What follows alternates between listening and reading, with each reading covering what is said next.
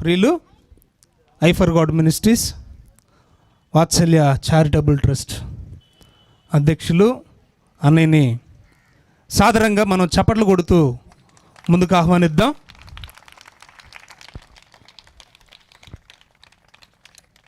అలాగే మరి ఈ మధ్య కాలంలోనే మరి తిరుపతి నుండి వైజాగ్ ప్రమోషన్ మీద ట్రాన్స్ఫర్ అయ్యారు డాక్టర్ గారు. యాక్చువల్గా వాళ్ళు ప్రాపర్ వచ్చేసి కాకినాడ రంగరాయ మెడికల్ కాలేజీలో కూడా చాలా రోజులు వారు మరి విధి నిర్వహణ జరిగించారు. ఎంబీబీఎస్ ఎండి డాక్టర్ గారు doctor PV Prasanna Kumar sir గారిని సాదరంగా మనం ఆహ్వానిద్దాం చప్పట్లు కొడుతూ. ప్రేడ్ విశ్రమ్, ప్రేడ్ సౌధన్, ప్రేడ్ విశ్రమ్, ప్రేడ్ సౌధన్. Thank you. ముందుగా సమయం అయింది కనుక జెండా వందనం చేసిన తదుపరి గ్రీటింగ్స్ మరియు వర్తమానం మనం విందాం. దయచేసి అందరం కూడా జెండాకు ఎదురుగా నిలబడదాం. ప్రేడ్ సౌధన్. ప్రియులరా, మన మధ్యలో ఉన్న డాక్టర్ సార్ గారు మరి జెండాని ఆవిష్కరిస్తారు. మన జాతీయ జెండాకి శాల్యూట్ చేసిన తదుపరి మన జాతీయ గీతాన్ని పాడుకున్న అనంతరం గ్రీటింగ్స్ మరియు మెసేజ్ ఉంటుంది. ఈ సమయంలో డాక్టర్ గారు జెండా ఆవిష్కరణ చేస్తారు.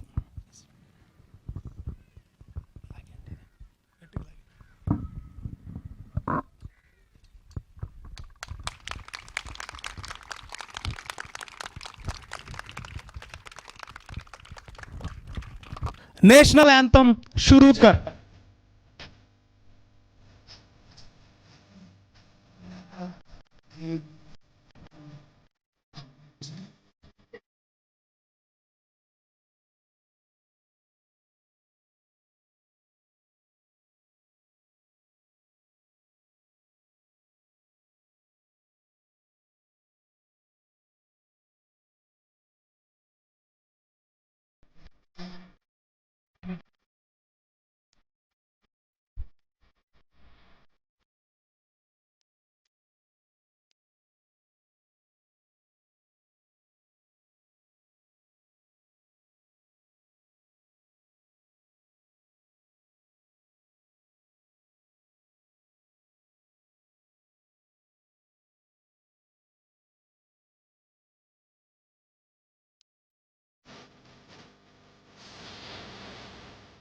Thank you. God bless you. Parade విశ్రమ్ సమయంలో డాక్టర్ గారు కొద్ది నిమిషం నన్ను ఈ యొక్క సమావేశానికి ఆహ్వానించిన మరి సహోదరులు దేవసాయం గారికి, అలాగే మరి బ్రదర్ ప్రసాద్ రెడ్డి గారికి నా హృదయపూర్వక వందనాలు తెలియజేసుకుంటున్నాను. నా పేరు ప్రసన్న కుమార్. సో నేను ఇక్కడ రంగరాయ మెడికల్ కాలేజీలో ఎంబీబీఎస్ చేయడం జరిగింది. అయితే గత కొన్ని సంవత్సరాల నుంచి నాకు దేవసాయం బ్రదర్ చాలా పరిచయం. అయితే ఈరోజు నన్ను ఇక్కడికి మరి ఆహ్వానించడం అది దేవుని కృపను బట్టి వాళ్ళందరికీ వందనాలు తెలియజేసుకుంటూ కూడి వచ్చిన మీకు కూడా వందనాలు తెలియజేస్తున్నాను. అయితే ఏంటంటే 1947 ఆగస్టు 14 రాత్రి మన దేశానికి స్వాతంత్రం రావడం జరిగింది. 72 సంవత్సరాలు అయింది మన భారతదేశానికి స్వాతంత్రం వచ్చి. అంతకుముందు ఏంటంటే బ్రిటిషర్స్ 17వ శతాబ్దం నుంచి కూడా బ్రిటిషర్స్ హయాంలో ఉండేది మన దేశం. అయితే మన దేశానికి వాళ్ళు ఏంటంటే రాజకీయంగా కొంత సహాయం చేశారు. మన దేశానికి కూడా రాజకీయ స్వాతంత్రం ఉంది. రాజకీయ స్వాతంత్రం ఎలా వచ్చిందంటే మరి అంబేద్కర్ రాసిన ఈ యొక్క రాజ్యాంగం ద్వారా ఆ రాజకీయ స్వాతంత్రం అందరికీ వచ్చింది. అది భారత రాజ్యాంగం ఈ యొక్క స్వాతంత్రం ద్వారా మనకు అందించబడింది. అదే మరి 1950 జనవరి 26 నుంచి ఈ యొక్క మత స్వాతంత్రం కూడా అమల్లోకి వచ్చింది. ప్రతి ఒక్క మనిషి తనకి ఇష్టం వచ్చిన మతాన్ని స్వీకరించవచ్చు. తన మతం అంటే ఏంటంటే ఆ యొక్క అభిప్రాయం దాన్ని కూడా మనం స్వార్థగా ప్రకటించుకోవచ్చు అని కూడా భారత రాజ్యాంగం చెప్తా ఉంది. అయితే మరి ఈ సమయం ఇచ్చిన మీ అందరికీ మరొకసారి వందనాలు తెలియజేసుకుంటూ మరి దేవునికి కృతజ్ఞత చెల్లిస్తూ మీకు కూడా కృతజ్ఞత చెల్లిస్తూ మరి ఈ సమయాన్ని నేను ముగిస్తా ఉన్నాను. ప్రియులరా, చక్కని గ్రీటింగ్స్ అందించి అలాగే మన జాతీయ జెండాని ఆవిష్కరించిన డాక్టర్ గారు పివి ప్రసన్న కుమారయ్య గారికి, ఐఫర్గాడ్ మినిస్ట్రీస్ అలాగే వాత్సల్య చారిటబుల్ ట్రస్ట్ మనందరి తరఫున ప్రత్యేకమైన ధన్యవాదాలు, కృతజ్ఞతలు. దినోత్సవ వేడుకలకి విచ్చేసినటువంటి ప్రియులైన దేవుని పిల్లలందరికీ మన ప్రభువును ప్రియరక్షకుడైన యేసుక్రీస్తు వారి శ్రేష్టమైన నామంలో నా హృదయపూర్వకమైనటువంటి వందనములు తెలియజేస్తున్నాను. 73 ఏళ్ల క్రిందట మన భారతదేశం పరాయి జాతి వాళ్ళ పాలనలో చిక్కుకుపోయి వారి బానిస పాదాల క్రింద చాలా కాలం బ్రతికిందని మనం మన పుస్తకాల్లో చాలాసార్లు చదువుకున్నాం. మనం పుట్టే సమయానికి మనం స్వాతంత్రాన్ని అనుభవిస్తున్నాం. కానీ మన పూర్వీకులు, మన తాత ముత్తాతలు వాళ్ళు ఇంత ఫ్రీడమ్గా, ఇంత స్వేచ్ఛాయుత జీవనాన్ని జీవిస్తూ, ఇంత స్వతంత్రాన్ని అనుభవిస్తూ వాళ్ళు లేరు. వాళ్ళలో చాలామంది ప్రాణాలు కోల్పోయారు. వాళ్ళలో చాలామంది ఎన్నో త్యాగాలు చేశారు.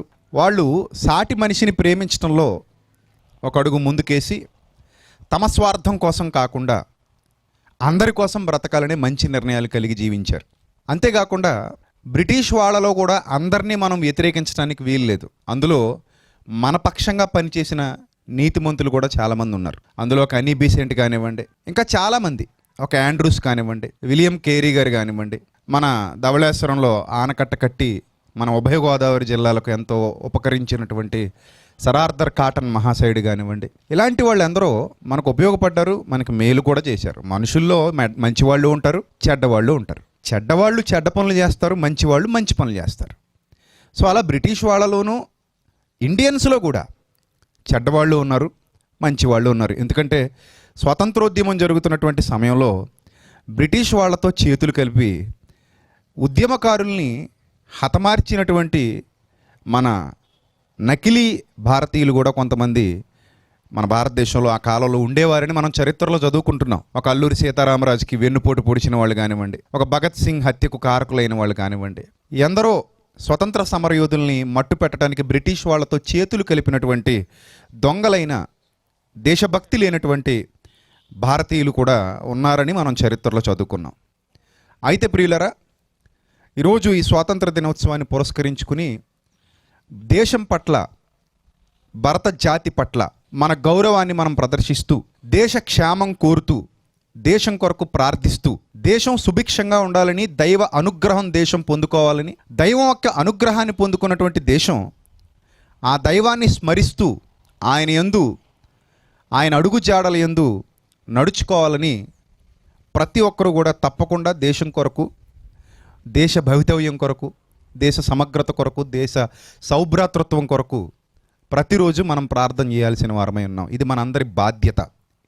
ఇది దేవుడు మనకు అప్పగించినటువంటి బాధ్యత. రాజుల కొరకు, అధికారుల కొరకు, మనుషులందరి కొరకు ముఖ్యంగా విజ్ఞాపన చేయమని దేవుని వాక్యం మనకి సెలవిస్తోంది.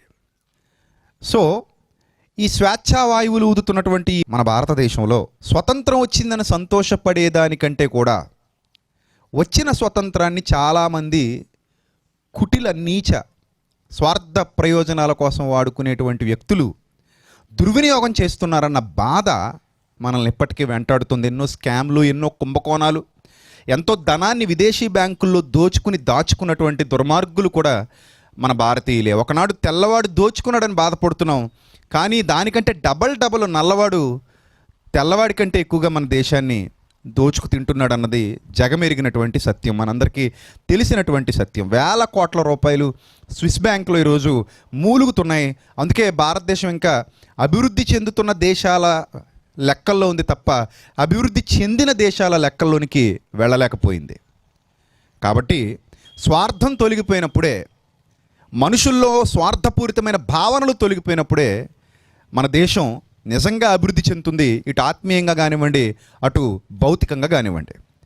ఈ భౌతికమైన ఆత్మీయమైన అభివృద్ధి మనకు కావాలి అంటే ఖచ్చితంగా దేశంలో ఈ స్వార్థం, అసూయ, ఈ నీచమైన ఆలోచనలన్నీ తొలగిపోవాలి. అలా తొలగిపోవాలంటే ముందు మానవుని హృదయం మారాలి. ఎప్పుడైతే మానవుని హృదయం మారుతుందో అప్పుడే సమాజం బాగుపడుతుంది. ఎప్పుడైతే సమాజం బాగుపడుతుందో అప్పుడే దేశం బాగుపడుతుంది.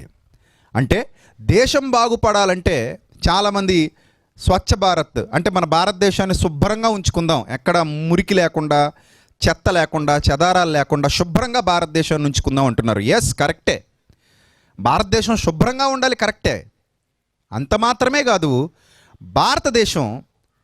భారతదేశంలోని హృదయాలు కూడా శుభ్రంగా ఉండాలి. అప్పుడు నిజమైన స్వచ్ఛ భారత్, అప్పుడు నిజమైన అభివృద్ధి. హృదయం స్వచ్ఛపరచబడనంత వరకు కూడా చుట్టూ ఉన్న పరిసరాలు శుభ్రంగా ఉన్నా ఎలాంటి ప్రయోజనం లేదు. ఎందుకంటే మానవుని హృదయం నిండా మురికి పేరుకుపోతుంది. మానవుని హృదయంలో మురికి పేరుకుపోయినప్పుడు చుట్టూ ఉన్న సమాజం శుభ్రంగా ఉండడం వల్ల ఏంటి ప్రయోజనం? మనకి ఏ ప్రయోజనం లేదు. అంటే రాజకీయ నాయకుల హృదయాలు శుభ్రం కావాలి, మతతత్వ రాజకీయ పార్టీల హృదయాలు శుభ్రం కావాలి, కుల వివక్షతో రగిలిపోతున్న వాళ్ళ హృదయాలు శుభ్రం కావాలి, స్వచ్ఛ భారత్ కావాలి. అక్కడ చిన్నపిల్లల మీద జరుగుతున్న అత్యాచారాల విషయంలో ఎలాంటి హృదయాలు కలిగి ఉన్నారో వాళ్ళ హృదయాలలో స్వచ్ఛ భారత్ కావాలి. మహిళల మీద జరుగుతున్న భయంకరమైన లైంగిక నేరాల విషయంలో వాళ్ళకి స్వచ్ఛమైన హృదయం కావాలి, అక్కడ స్వచ్ఛ భారత్ కావాలి. లంచాల విషయంలో స్వచ్ఛ భారత్ కావాలి. పేదవాడి కడుపు కొట్టి వాడి కూడు లాక్కుంటున్న వాళ్ళ దగ్గర స్వచ్ఛ భారత్ కావాలి. ఇలా సమాజంలో ఎన్నో విషయాలలో మనుషులు స్వచ్ఛ భారత్ అంటే స్వచ్ఛ హృదయం కలిగి ఉండాలి. అలా స్వచ్ఛ హృదయం కలిగి ఉండమనే దైవ గ్రంథం నేర్పిస్తుంది. క్రైస్తవ్యం అనేది ఒక మతాన్ని ఏం ప్రబోధించలేదు, ఎక్కడా మతాన్ని ప్రబోధించలేదు. ఆ సంగతి అందరికీ తెలుసు, కానీ చాలామంది ఒప్పుకోలేరు. క్రైస్తవ్యం చెప్పిందల్లా ఒకటే, మనసు మార్చుకో అని చెప్పింది, అంతే. మత మార్పిడి అని అనలేదు, అసలు ఆ పదవే లేదు ఎక్కడ కూడా. మనసు మార్చుకో. ఏంటి మనసు మార్చుకోవడం అంటే? నీ పాపపు చీకటి భయంకరమైన చెడిపోయిన ఆ మురికి పట్టిపోయిన కిలం పట్టిపోయిన కల్మషంతో నిండిపోయిన హృదయాన్ని మార్చుకొని స్వచ్ఛ హృదయం వైపు అడుగులు వేయమని చెబుతోంది. స్వచ్ఛ భారత్ మనకి ఎంత ఇంపార్టెంటో దానికంటే ఇంపార్టెంట్ స్వచ్ఛ హృదయ్. ఈ ప్రాజెక్టుకి శ్రీకారం చుట్టాలంటే భౌతికంగా వాళ్ళు ఏమీ చేయలేరు. స్వచ్ఛ భారత్ అనేది భౌతికంగా చేయొచ్చు.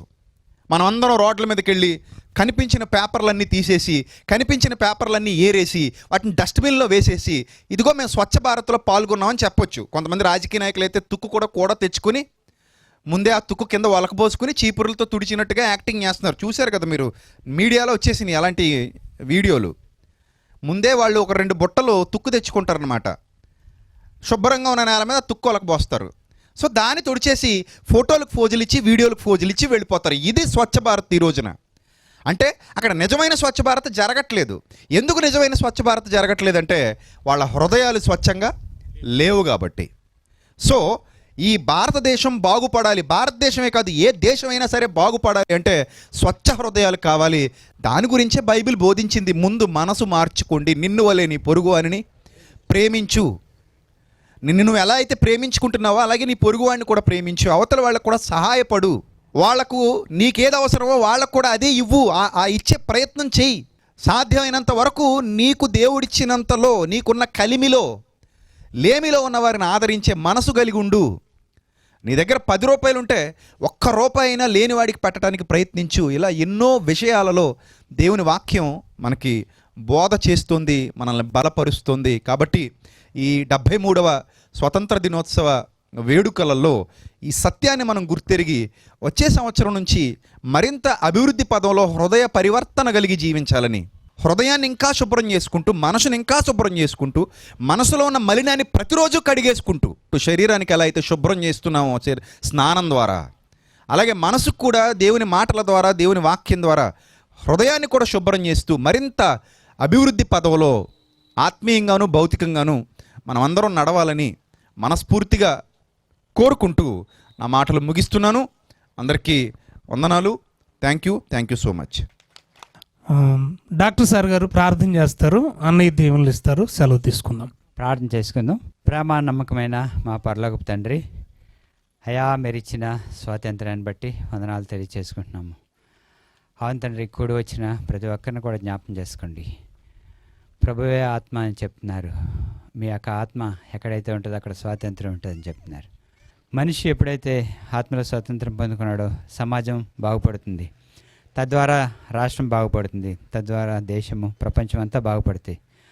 అవును తండ్రి, కూడి వచ్చిన ప్రతి బిడ్డని కూడా మీరు దీవించండి, జ్ఞాపకం చేసుకోండి. భవిష్యత్తులో వీరు ఎన్నో కార్యక్రమాలు చేయడానికి సహాయం చేయండి. అలాగే మరి బ్రదర్ ప్రసాద్ గారు ఇచ్చిన ఆ వాక్య పరిచయాన్ని బట్టి మీకు వందనాలు తెలియజేసుకుంటాను ప్రభా. ఎంతో మంచి చక్కటి వాక్యము అందించారు. ఆ వాక్యం మా హృదయాల్లో పనిచేసి మా హృదయాలు కూడా స్వచ్ఛంగా ప్రతిరోజు కూడా మేము బాగు చేసుకోవడానికి, తద్వారా మేము ఇతరులను ప్రేమించడానికి సహాయం చేయండి. ప్రతి మనిషి గురించి, రాజుల గురించి, అధికారుల గురించి ప్రతి మనుషులందరి గురించి కూడా ప్రార్థన చేయవలసిన బాధ్యత ప్రతి క్రైస్తవుడి మీద ఉంది తండ్రి. అలాంటి బాధ్యతను మేము ఈరోజు తీసుకోవడానికి, మేము ప్రార్థన చేయడానికి ఈరోజు నుంచి దేశం గురించి ప్రార్థన చేయడానికి సహాయం తెచ్చి మరి సమయం ఇచ్చినందుకు మరి మనం అంగీకరించమని, చిన్న ప్రార్థన చేర్చుకోమని నజరేయుడైన యేసుక్రీస్తు ప్రభువు నామములో ప్రార్థన అడుగుచున్నాము తండ్రి, ఆమేన్. మన తండ్రి అయిన దేవుని ప్రేమ, కుమారుడైన క్రీస్తు యేసు వారి శాశ్వతమైన కృప, మనందరి ఆదరణకర్త అయిన పరిశుద్ధాత్మని అన్యోన్య సహవాసం కూడి ఉన్న మనకు, లోకంలో ఆయనను ప్రేమిస్తూ ఆయన కొరకు యథార్థంగా బ్రతుకుతున్న ప్రియులకు పిల్లలందరికీ, అలాగే మన దేశానికి నిత్యము తోడేండి నడిపించునుగాక. ఆమెన్. అందరికీ వందనాలు. May God bless you all.